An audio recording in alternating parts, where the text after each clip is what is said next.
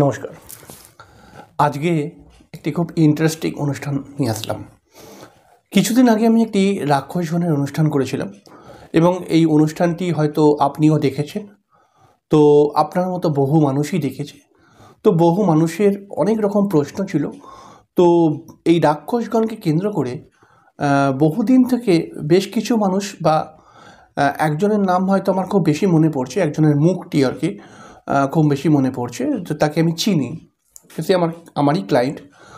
তো সে আমাকে আমাকে রিকোয়েস্ট করেছিল যে দাদা একটা এমন অনুষ্ঠান করুন যে রাক্ষসগণের সাথে নরগণ বা দেবগণের বিবাহ হলে পারে আলটিমেটলি হবেটা কি, এই বিষয় নিয়ে একটি অনুষ্ঠান করুন, বা রাক্ষসগণের সাথে নরগণ বা দেবগণের বিয়ে কি দেওয়া যায়, এই বিষয়টাকে নিয়ে অনুষ্ঠান একটা করুন। তাহলে পারে বিষয়টা পুরোপুরি ক্লিয়ার হবে।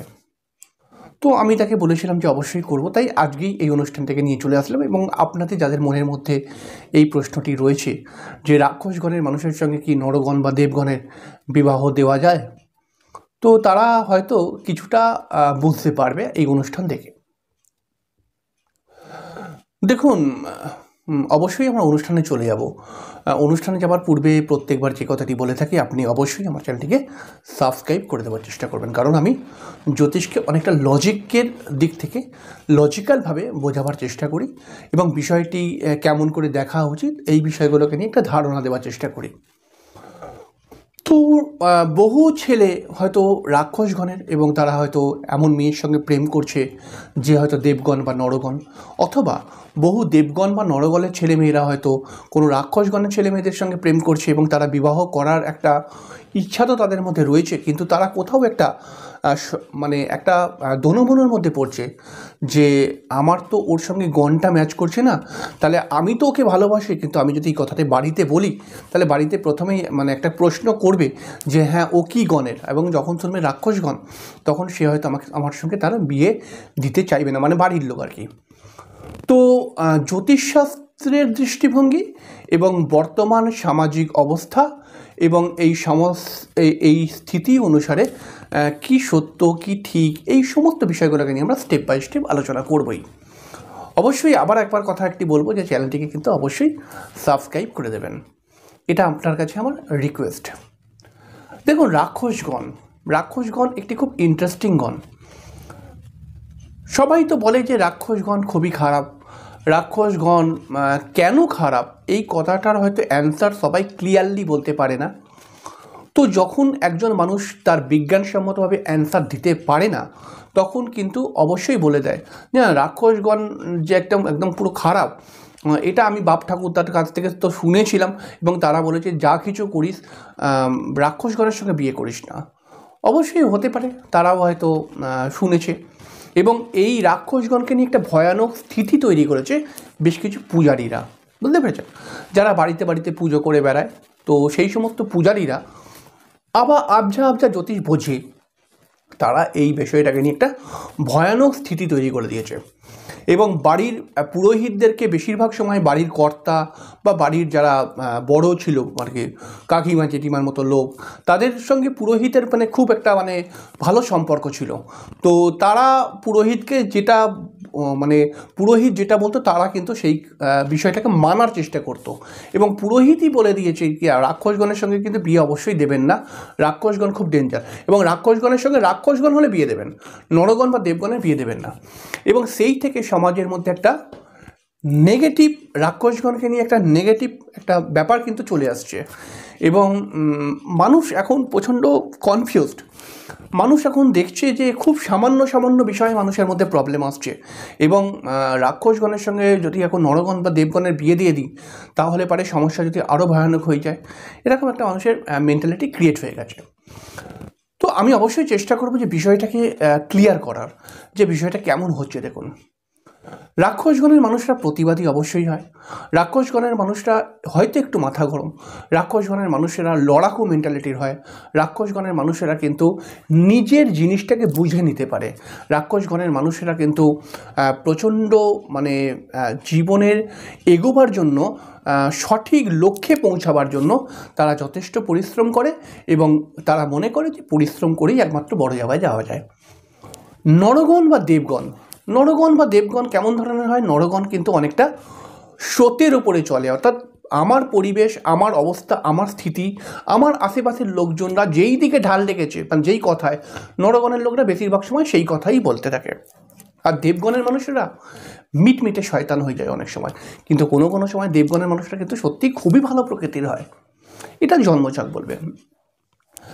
আমি কোনো দিন এত ধরুন আমি ধরুন অনেক ছক বিচার করেছি, সংখ্যাটা বলে আমার কৃতিত্বকে বাড়াবো না, তবে আমি কিন্তু অনেক ছক বিচারই করেছি। তো সেই ক্ষেত্রে আমি কোনো দিনও এই ম্যাটারটাকে বড় করে আনিনি যে আপনার জন্মছক তো সব ঠিক আছে, কিন্তু রাক্ষসগণ আর নরগণ বলেই ঝামেলা হয়ে যাবে। এবং আমার সঙ্গে হয়তো বহু জ্যোতিষী একমত হয়ে যাবে যে তারা হয়তো দেখেছে জন্মছক ঠিক, তারা কি বলেছে যে রাক্ষসগণ বা নরগণের সঙ্গে বিয়ে দিচ্ছেন এটা সমস্যা হয়ে যাবে, জন্মছকে এটা কোনো প্রবলেম নেই, এই সমস্যাটার জন্যই সমস্যা হবে, এরকম কিন্তু কেউ বলেনি বা বলেও না। তাহলে এই কথাটাকে কেন আমরা নিচ্ছি? যদি আমি দেখি রাক্ষসগণের সঙ্গে নরগণের বিয়ে হয়ে যায় এবং তার জন্মছক ভালো, তার সপ্তম ভাবের অবস্থা খুবই ভালো, তাহলে পারে কিন্তু খুব একটা সমস্যা হবে না। কিন্তু তার জন্মছক যদি খারাপ হয়, তার সপ্তম ভাব, বিবাহের স্থান যদি খুবই খারাপ হয়ে যায়, তাহলে পারে কিন্তু আমি দেখেছি রাক্ষসগণের সঙ্গে বিয়ে দিলে পারে সেই সমস্যাগুলোকে একটু বৃদ্ধি পেয়ে যায়, মানে সেই সমস্যাগুলো। আমি দেখেছি এরকম আরও অনেক কিছু, যে নরগণের সঙ্গে হয়তো দেবগণের বিবাহ হয়েছে বা দেবগণের সঙ্গে নরগণের বিবাহ হয়েছে, মানে এরকম একটা ব্যাপার। তো তাদের জীবনে প্রচুর অশান্তি রয়েছে। তো এটা তো কখনোই প্রমাণ হচ্ছে না যে রাক্ষসগণের সঙ্গে বিয়ে দিয়েছিলেন বলে সমস্যা এলো এবং দেবগণের সঙ্গে নরগণের সঙ্গে বিয়ে দিয়েছেন বলে কোনো সমস্যাই এলো না, এরকম কোনোভাবেই কেউ প্রমাণ করতে পারেনি। আমি বহু ছক দেখেছি যা রাক্ষসগণের সঙ্গে নরগণ বা দেবগণের মহিলার বিয়ে হয়েছে, মানে রাক্ষসগণের ছেলের সাথে নরগণ বা দেবগণের মহিলাদের বিবাহ হয়েছে, বা রাক্ষসগণের মেয়ের সাথে নরগণ বা দেবগণের ছেলের বিয়ে হয়েছে, তারা যথেষ্ট হ্যাপি জীবন কাটাচ্ছে, যথেষ্ট ভালো জীবন কাটাচ্ছে। দেখুন, জীবনের মধ্যে ছোটোখাটো সমস্যা সব ঘরের মধ্যেই চলে আসে, কিন্তু তাদের খুব একটা বড় সমস্যা নেই। কিন্তু আমি এরকম অনেক দেখেছি যে হয়তো দেবগণের সঙ্গে দেবগণেরই বিয়ে হয়েছে কিন্তু তাদের ডিভোর্স হয়ে গেছে। তার কারণ হচ্ছে কি, এইটুখানি প্রবলেম। কোনো দিন এইটুখানি প্রবলেম এত বড় প্রবলেম হতে পারে না যে ডিভোর্স হয়ে যাবে। আসলে ডিভোর্সটা হয়েছে তার জন্মছকের গ্রহের স্থিতি অনুসারে। তার জন্মছকের সপ্তম ভাব বিভিন্নভাবে পীড়িত হয়ে গেছে, বা তার জন্মছকে হয়তো দুজনেরই জন্মছকের খুব নেগেটিভ একটি দশা চলছিল। নেগেটিভ দশা চললেও জন্মছক যদি সপ্তম ভাব, বিবাহের স্থান যদি খারাপ না হয়, কখনোই ডিভোর্সে পৌঁছাবে না। তবে রাক্ষসগণের সঙ্গে নরগণ বা দেবগণের বিয়ে হলে পারে কি সমস্যা হয়? সমস্যা একটা আন্ডারস্ট্যান্ডিংয়ের মধ্যে আসে, যেটা হচ্ছে যে রাক্ষসগণ সবসময় কিন্তু প্রতিবাদী মেন্টালিটির হয়। তারা অন্যায় সহ্য করতে পারে না, তারা মুখের ওপরে বলে দেয় স্পষ্ট কথাটা, এর জন্য কখনো কখনো তারা একটু চেল্লাচিল্লি করে ফেলে। এই রাক্ষসগণ মানুষদের মধ্যে কিন্তু বেশ কিছুটা মানে একটা প্রতিবাদী মাইন্ড কেমনভাবে দেখতে পাওয়া যায়, যে আমার পরিবারের মধ্যে, মানে আমার পরিবারের লোকজনদের, মানে যখন সে মনে করবে যে আমার পরিবার যতটা মনে করবে, এখন যদি সে মনে করে আমার বাচ্চা, আমার স্বামী, আমার পরিবার, ধরুন রাক্ষসগণ একটি মেয়ে মনে করলো কি আমার বাচ্চা, আমার স্বামী, আমার পরিবার, বা এখন যদি কোনো এরকম মেয়ে মনে করে যে আমার বাচ্চা, আমার স্বামী, আমার শ্বশুর, আমার শাশুড়ি, আমার পরিবার, তাহলে পরে যতটা সে পরিবার মনে করবে, সেই পরিবারকে প্রোটেক্ট করে রাখার চেষ্টা করবে। তার উপরে কেউ উল্টোপাল্টা কথা বললে পারে সে সহ্য করবে না। রাক্ষসগণের মানুষেরা কিন্তু যেহেতু প্রতিবাদী, যেহেতু লড়াকু মেন্টালিটি, যেহেতু স্পষ্টবাদী, যেহেতু স্বাচ্ছন্দ্য মানে স্বাধীনতা পছন্দ করে, এই কারণেই হয়তো এই রাক্ষসগণের মানুষদেরকে একটু মানুষ ভুল বোঝে। এবারে কিছু কনসেপ্ট রয়েছে জ্যোতিষের, যে রাক্ষসগণের মানুষদের যদি বিয়ে করে নেয় কোনো দেবগণ বা নরগণ, তাহলে মৃত্যু হয়ে যেতে পারে, এরকম একটা কনসেপ্ট কিন্তু রয়েছে বহু জায়গায়। তো আমি এই বিষয়ের মধ্যে অ্যান্সার একটাই দেবো, যে এরকম কখনোই হতে পারে না, এটা শুধুমাত্র গল্প কথা আর কিচ্ছু নয়। আমাদের সমাজে, আমাদের চারপাশে অনেক গল্প কথা কিন্তু প্রবেশ করিয়ে দেওয়া হয়েছিল। তো তার মধ্যে হচ্ছে এই একটা কনসেপ্ট রয়েছে, যে রাক্ষসগণের কোনো ছেলের সঙ্গে দেবগণ বা নরগণের কোনো মেয়ে যদি বিয়ে করে, বা দেবগণ বা নরগণের কোনো ছেলের সঙ্গে রাক্ষসগণের মেয়ে যদি বিয়ে করে নেয়, তাহলে পারে তাদের মৃত্যু হয়ে যেতে পারে, তাদের মানে স্বামী স্ত্রীর মধ্যে একজনের মৃত্যু হবে। মানে যে রাক্ষসগণ তার আর কি মৃত্যু হতে পারে, বা যে দেবগণ বা নরগণ যে আর কি রাক্ষসগণকে বিয়ে করছে তার জীবনটাও অনেক সমস্যা চলে আসতে পারে। এই কনসেপ্ট একদম আজকের দিনে কিন্তু ভুল কনসেপ্ট। এই কনসেপ্ট থেকে বেরোতেই হবে আপনাকে, কারণ এইটুখানি জায়গার মধ্যে জ্যোতিষ সীমাবদ্ধ নয়। তাহলে আমরা যে অ্যাস্ট্রোলজাররা জ্যোতিষের এত রকম ক্যালকুলেশন করছি, এত প্রভিডেন্টভাবে বলার চেষ্টা করছি, বিষয়টাকে বোঝাবার চেষ্টা করছি যে একটি ঘটনা তখন ঘটে যখন তার ন্যাটাল চার্ট সাপোর্ট করবে, তার দশা অন্তর্দশা সাপোর্ট করবে, নবাংশ চার্ট সাপোর্ট করবে, তার অষ্টক বর্গ চক্র সাপোর্ট করবে। এতগুলো যে কনসেপ্ট আমরা বলছি, এছাড়া অনেক আরও কনসেপ্ট রয়েছে, নবতারা চক্র রয়েছে, তাই না? বিভিন্ন কনসেপ্ট আছে। তো সেইগুলো সব জায়গায় যদি সাপোর্ট হয় তবেই একজনের মৃত্যু আসতে পারে, গোচর আছে। তো শুধুমাত্র রাক্ষসগণ আর নরগণের জন্য যে কারো ডিভোর্স হয়ে যেতে পারে, এটা আমার কাছে কেমন হাস্যকর মনে হয়। কিন্তু ধরুন আমি কলকাতায় বাস করছি, কলকাতার মানুষ বা কলকাতার জ্যোতিষীরাও অনেক অ্যাডভান্স, তারা অনেক কিছু বিষয়টাকে মানে নেগেটিভিটির মধ্যে ঢুকে থাকে না, তারা বেরোবার চেষ্টা করে, পথ খোঁজে যে এর ভালো কি আছে। কিন্তু বেশ কিছু দূর দূর প্রান্তে গ্রামগঞ্জের এমন কিছু জ্যোতিষ পুরোহিত আছে যারা কিন্তু মানুষকে বিভ্রান্ত করে যাচ্ছে, তারা নিজেরাই জানেন না সত্যি কথাটা কি। এবং যদি কোনো রাক্ষসগণের ছেলে কোনো নরগণের মেয়ের সঙ্গে বা দেবগণের মেয়ের সঙ্গে বিয়ে করেছে, দুর্ঘটনাবশত যদি সেই ছেলেটার অ্যাক্সিডেন্ট হয়ে যায়, তাহলে তারা তো মানে সোনায় সোহাগা হয়ে গেল। তারা নিজের বক্তব্যকে ওখানে স্ট্যাবলিশ করেই দেবে যে এই যে দুর্ঘটনাটা ঘটলো এর কারণ হচ্ছে যে ছেলেটা রাক্ষসগণ ছিল বলে। তো এই ভ্রান্ত ধারণা থেকে আপনাকে বেরোতে হবে আজকের দিনে। রাক্ষসগণের ছেলে বা নরগণের মেয়ে, এটা বিবাহ যদি এখন একটা প্রশ্ন করেন যে আচ্ছা আপনি ফাইনালি প্রশ্ন বলুন, মানে ফাইনালি অ্যান্সার দিন যে রাক্ষসগণের ছেলের সঙ্গে কি নরগণের মেয়ে বা রাক্ষসগণের মেয়ের সঙ্গে কি নরগণের ছেলে বিয়ে দেওয়া যাবে? তাহলে আমি বলবো কি যে না, যাবে না। কেন বললাম যাবে না? কারণ জোটক বিচারে এইটা কিন্তু 6 পয়েন্ট পাচ্ছে, তো এটার জন্য এটা পয়েন্টটা অনেকটা কমে যাবে। তাহলে পরে এখন ধরুন জোটকের মধ্যে ম্যাচ হয়েছেই, মনে করা যাক যে সত্যিই যদি দেবগণ বা রাক্ষসগণের সঙ্গে যদি বিয়ে হয়, তাহলে পরে ধরো ম্যাচ হচ্ছে যে 20 পয়েন্ট। তাহলে আমি যদি এখানে রাক্ষসগণ নরগণকে কনসেপ্টকে মিলিয়ে দিই, তাহলে পরে তার থেকে 6 মাইনাস হয়ে যাবে, তাহলে পরে তার হয়ে যাবে পয়েন্ট 14। তো 14 পয়েন্টে জোটক বিচারে তো আমি কখনোই বিয়ে দিতে বলতে পারি না। কিন্তু এটা বিয়ে দেওয়া যেতে পারে কখন?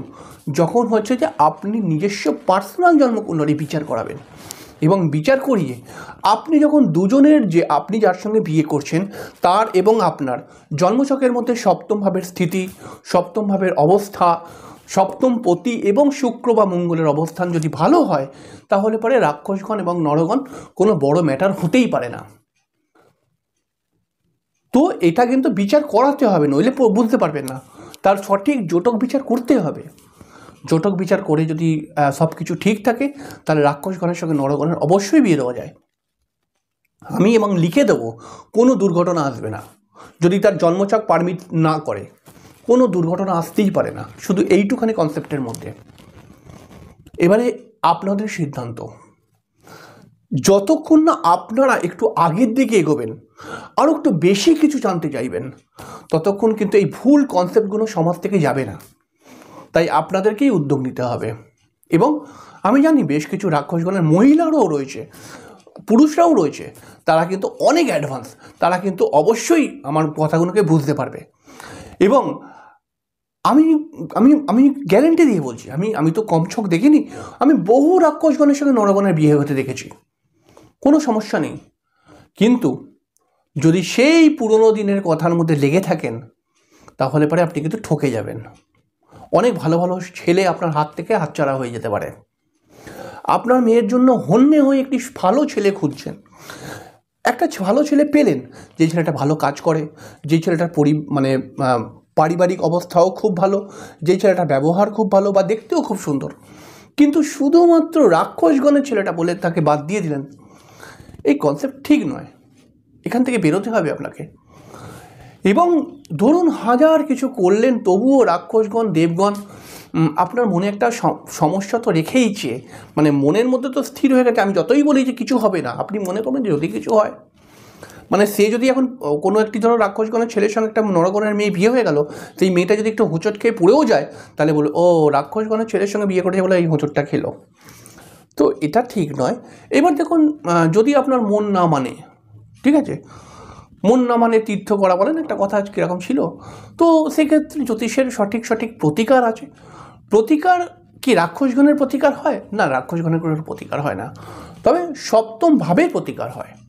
সপ্তম ভাব ভালো থাকলে পরেও তার প্রতিকার করে আরও আরও অনেক ভালো করে দেওয়া যায়।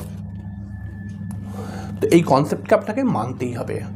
এবং আপনাকে একটা কথা মানতে হবে, যদি আপনি রাক্ষসগণের ছেলের সঙ্গে বা মেয়ের সঙ্গে নরগণের ছেলে বা মেয়ের বিয়ে দিচ্ছেন, তাহলে সেই মেয়েকে বা যে নরগণ বা দেবগণের ছেলে বা মেয়ে বিয়ে করছে রাক্ষসগণের সাথে, সেই দেবগণের ছেলে বা মেয়েকে একটা কথা মেনেই নিতে হবে যে রাক্ষসগণের মানুষেরা কিন্তু প্রতিবাদী হয়, তারা বলবেই, ঠিক আছে।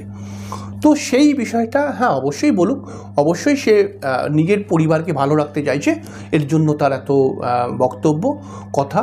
তো সেইটাকে আপনাকে কিন্তু একটুখানি তার সঙ্গে আবার ঝগড়া করলে হবে না, তখন কিন্তু ঝগড়াটা মহামারীতে চলে আসবে, মানে অনেক গণ্ডগোলের হয়ে যাবে ঝগড়া। তো একটু এরকম করে যদি ভাবনা চিন্তা করেন, তাহলে রাক্ষসগণের সঙ্গে কিন্তু নরগণ বা দেবগণের বিয়ে দেওয়াই যেতে পারে। তবে বিয়ে দেওয়া যেতে পারে কখন? কিছু দেখলাম না বিয়ে দিয়ে দিলাম, এটা কিন্তু সমস্যার আসতে পারে। আমি বলছি না মৃত্যু হয়ে যাবে, সমস্যার আসতে পারে। হ্যাঁ, যদি জন্মছকের মধ্যে সপ্তম ভাবগুলো ভালো হয়, তাহলে আপনি নিঃসন্দেহে বিয়ে দিয়ে দিতে পারেন, কোনো অসুবিধা হবে না। তাই এই রাক্ষসগণ এবং নরগণ বা দেবগণের কনসেপ্টে, বিবাহের কনসেপ্টে আপনি পিছু পা হবেন না। অবশ্যই জোটক বিচার করান, যদি জোটকে ম্যাচ হয়ে যায় তাহলে পরে কিন্তু একদম অবশ্যই ভালো হবে, তাই না? আশা করছি কিছুটা বোঝাতে পারলাম, হয়তো কিছুটা বোঝাতেও পারলাম না, কিছুটা বোঝাতে পারলাম অবশ্যই। তো আপনি এভাবে চলুন, আপনার ভালো হবে আশা করছি। আজ এখানে শেষ করলাম, পরের দিন আবার একটি নতুন অনুষ্ঠান নিয়ে দেখা করব। ততক্ষণের জন্য নমস্কার, অনেক অনেক অনেক।